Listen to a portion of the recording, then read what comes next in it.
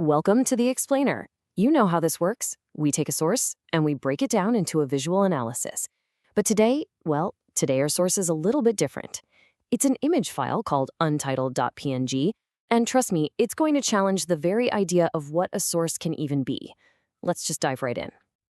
And there it is. That's it. This is the entire source for today's explainer, a completely blank white image. Seriously, no text, no data, no hidden details, just nothing. Which, immediately brings up a pretty fundamental question. When you're faced with a source that literally contains nothing, where on earth do you even start? This puts us in a really weird spot. You could call it an explainer's dilemma.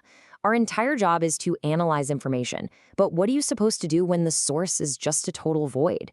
It kind of forces you to step back and question what information even is.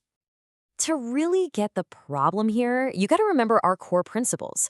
For every single one of these explainers, we distill key takeaways. We build all our slides from the source. We craft a narrative with its visuals, and we try to explain why it matters. But with this, how can we possibly stick to those rules?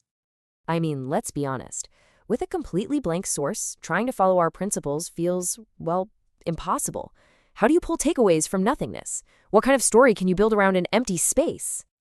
So that leaves us with a choice, right?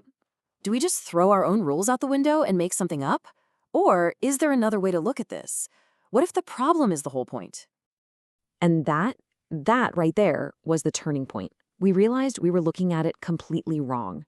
The obstacle here isn't getting in the way of the message. The obstacle is the message. This reframes everything. Suddenly, the source isn't empty. It's more like a mirror. Its job isn't to give us information, but to show us what our own minds do when we're faced with a void. The subject isn't the image at all. It's our reaction to it. And this one idea just changes the whole game. The blankness isn't the obstacle. It's the message. All of a sudden, we're not analyzing content anymore. We're analyzing the context of why there's no content. This little insight really opens up a much bigger, much deeper idea: the power of the void. So let's explore that. Let's talk about how we as humans are just wired to find meaning, even in complete nothingness.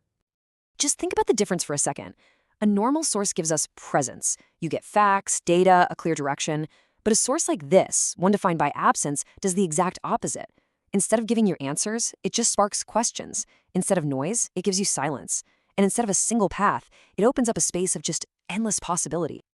And hey, this isn't just some philosophical thought experiment.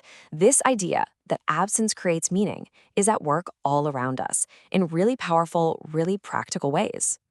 Think about it, right? In a great speech, it's often the pause that gives the words their weight. In art and design, it's the negative space, the emptiness, that makes the whole thing work. And in our own lives, it's usually in moments of silence that we find real clarity. In every single case, it's the absence that gives the presence its meaning. And all of this brings us right back where we started, full circle. But now it leads to one final really important question, and this one's for you. So here it is again, our original source. After going on this little journey, after thinking about the void not as emptiness but as a space of possibility, what do you see now? Is it still just a blank rectangle? Or is it maybe a canvas, a moment of quiet? A mirror? And that's really the ultimate question this blank image leaves us with. Is information something we are given, or is it something we create? Because this empty little source seems to suggest that we're a lot more active in making meaning than we might think.